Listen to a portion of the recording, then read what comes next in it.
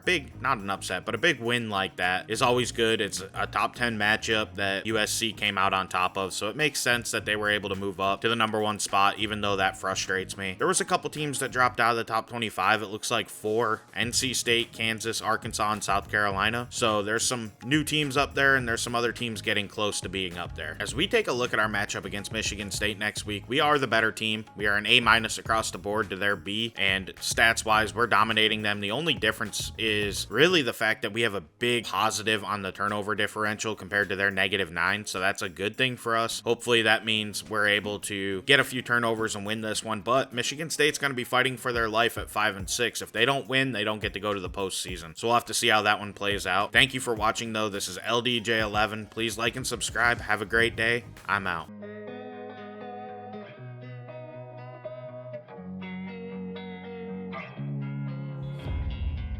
And sometimes you just gotta believe there's something that'll give you relief.